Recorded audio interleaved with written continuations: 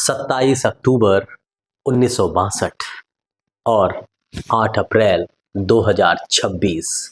इन दोनों तारीखों के बीच में फासला है 64 बरस का, यानी 64 ईयर। इन 64 बरस के बीच की जो कहानी है वो बेहद अलग और चौंकाने वाली है। दरअसल इन 64 सालों के बीच में अमेरिका की ना तो नीयत बदली और ना ही उसकी वो साजिशें। सवाल ये उठता है कि 27 अक्टूबर 1964 और 8 अप्रैल 2026 का आपस में क्या रिश्ता है, क्या ताल्लुक है इन दो तारीखों के बीच में। हम आपको बताते हैं दरअसल ये दोनों तारीखें बेहद महत्वपूर्ण हैं, और महत्वपूर्ण सिर्फ इस लिहाज से नहीं कि इनका नाता अमेरिका से है, बल्कि दुनिया के इतिहास में जब कभी चर्चा होगी अमेरिका की साजिशों की तो ये दो तारीखें पूरी जिंदगी, पूरे इतिहास में हमेशा याद रखी जाएंगी। दरअसल कहानी शुरू होती है क्यूबा के उस समुंदर से जहां पर अमेरिका और उस वक्त के यूएसएसआर यानी कि रूस के बीच में एक बड़ा तनाव बन गया था। इस तनाव के पीछे की सबसे बड़ी कहानी थी क्यूबा की। दरअसल क्यूबा के तत्कालीन राष्ट्रपति फिदेलो कास्ट्रो अमेरिका के साथ बिल्कुल उनकी नहीं बन रही थी। लगातार अमेरिका क्यूबा को बर्बाद करने पर तुला हुआ था और हालात ऐसे हो गए कि क्यूबा को बचाने के लिए यूएसएसआर ने अपनी सारी मशीनरी, अपनी सारी फौज, अपनी सारी सेना, नेवी को लगा दिया गया।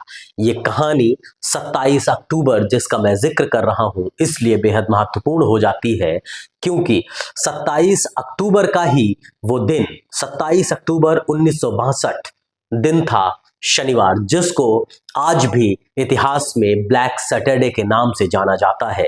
दरअसल 27 अक्टूबर को उसी क्यूबा के समुंदर में B-59 नाम की एक पनडुब्बी रूस ने भेजी थी और वो जो पनडुब्बी थी वो लैस थी परमाणु हथियारों से। दरअसल रूस लगातार क्यूबा की मदद कर रहा था और अमेरिका नहीं चाहता था कि रूस उसकी मदद करे, इसीलिए उसने भी क्यूबा के समुंदर में अपनी नेवी लगा रखी थी। यूएसएसआर की नेवी ने क्यूबा को बचाने की ठान रखी थी और समुंदर के भीतर ही भीतर वो लोग लगातार क्यूबा के हिस्से में पहुंच रहे थे। रूस की पनडुब्बी B-59 जैसे ही क्यूबा के समुंदर में नीचे पहुंचती है तो अमेरिका के जहाज, जो शिप थे, जो उनके वॉरशिप थे, हमला करना शुरू कर देते हैं। कहानी अब फिर आती है 8 अप्रैल की 2026, जिसकी मैं बात बिल्कुल शुरुआत से कर रहा था। दरअसल इन दोनों तारीखों का आपस में मेल और गठजोड़ इतना है जो जानना बेहद जरूरी है। पूरी दुनिया 27 अक्टूबर 1962 को बिल्कुल उसी तरह से तनाव में थी जिस तरीके से 7 अप्रैल 2026 को तनाव में थी। माना यही जा रहा था कि 27 अक्टूबर को दुनिया एक बार फिर से परमाणु युद्ध की चपेट में आने वाली है, या तो रूस अमेरिका के ऊपर परमाणु अटैक कर देगा या फिर अमेरिका की मिसाइलें जो टर्की में लगी हुई थी वो रूस के ऊपर परमाणु हमला कर देंगी। इन दोनों के बीच में जब परमाणु युद्ध शुरू हो सकता तो फिर कहानी क्यूबा पर आती और क्यूबा पर भी बड़ा हमला हो सकता था, यानी कि तनाव बेहद चरम पर था। ठीक उसी तरीके से जैसे 7 अप्रैल 2026 को पूरी दुनिया तनाव में आ गई थी, और यह तनाव था अमेरिका के राष्ट्रपति डोनाल्ड ट्रंप के उस पोस्ट की ओर से जिसमें उन्होंने कहा था कि वो पूरी की पूरी सभ्यता खत्म करने वाले हैं।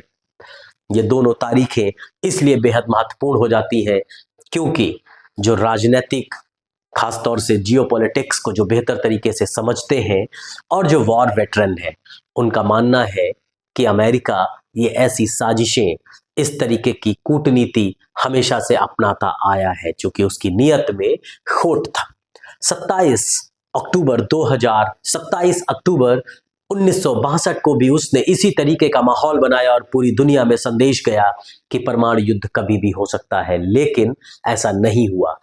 जानकार इस बात को मानते थे कि जो माहौल 7 अप्रैल 2026 को बनाया गया ईरान के लिए वो नहीं होने वाला, यानी कि एक तरीके से ये कहा जा सकता था कि अमेरिका ने एक दबाव बनाया। अमेरिका ने अपनी उसी 64 साल पुरानी रणनीति को फिर अपनाया, पूरी दुनिया को एक बड़े तनाव से गुजरने दिया और ये माना जाने लगा कि कहीं ऐसा तो नहीं है अमेरिका एक बार ईरान पर परमाणु हमला कर दे। युद्ध को बेहतर तरीके से समझने वाले वॉर वेटरन, उनसे मेरी बात हुई। उन लोगों का कहना है कि अमेरिका ने एक सोची समझी रणनीति के तहत इस तरीके से दबाव बनाया और 1962 में, यानी कि 64 बरस पहले, उसने जिस तरीके से हालात पैदा किए थे, सेम हालात उसने ईरान में पैदा किए, लेकिन उसका कुछ नहीं हुआ। 27 अक्टूबर 1962 को परमाणु हमले का माहौल बना। इसी तरीके से 7 अप्रैल 2026 को परमाणु हमले का एक माहौल बनाया गया, लेकिन 8 अप्रैल की सुबह आते आते बिल्कुल वही हुआ जो 27 अक्टूबर 1962 को क्यूबा के लिए तय हुआ था। अमेरिका के तत्कालीन राष्ट्रपति जॉन एफ कैनेडी ने रूस के साथ मिलकर बातचीत की और तय किया गया कि आप क्यूबा से अपनी मिसाइलों को हटा लें, हम तुर्की से अपनी मिसाइलों को हटा लेंगे। समझौता हुआ, दोनों देशों ने अलग अलग जगहों से अपनी मिसाइलों को, जो परमाणु हथियारों से लैस थी, उनको हटा लिया, विड्रॉ कर लिया। दोनों मुल्क अपने देश वापस चले गए, लेकिन क्यूबा का युद्ध, क्यूबा की हालत आज भी बहुत बेहतर नहीं है। अमेरिका ने जिस तरीके से सैंक्शंस लगाए हैं, अमेरिका ने जिस तरीके से क्यूबा को तोड़ा है, माना यही जा रहा है कि ईरान के बाद जो स्थितियां और परिस्थितियां बनने या बदलने वाली है वो क्यूबा के लिए ही हैं।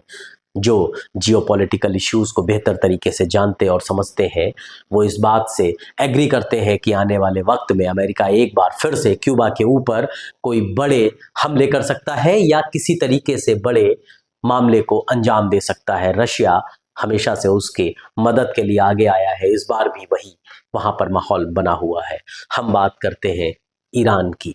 ईरान में 8 अप्रैल की सुबह सब कुछ तय हो गया कि अब अमेरिका जिस तरीके की धमकियां दे रहा था कि वो एक सभ्यता मिटा देगा और ईरान को पाषाण युग में पहुंचा देगा, निश्चित तौर पर वो परमाणु युद्ध जैसा नहीं था या परमाणु हमला नहीं करने वाला था। यही वजह है कि 64 बरस पहले 27 अक्टूबर 1962 और 8 अप्रैल 2026 को अब इतिहास के पन्नों में दर्ज कर लिया गया है।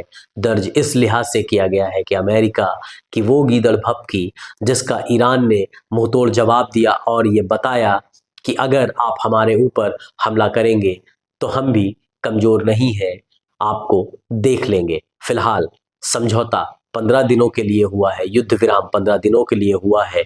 उम्मीद यही की जा रही है कि ये युद्ध विराम हमेशा के लिए पूरी तरीके से ख़त्म हो जाएगा, यानी कि युद्ध अमेरिका और ईरान और इजराइल के बीच नहीं होगा, लेकिन 15 दिन बेहद महत्वपूर्ण है। हम ईरान और अमेरिका की ऐसी पूरी इनसाइड स्टोरीज लाते रहेंगे, आपको बताते रहेंगे कि आखिर दुनिया में चल क्या रहा है। अगर आप ये वीडियो YouTube पर देख रहे हैं तो हमारे चैनल को सब्सक्राइब कर बेल आइकन दबाएं और Facebook पर देख रहे हैं तो हमारे पेज को लाइक करें।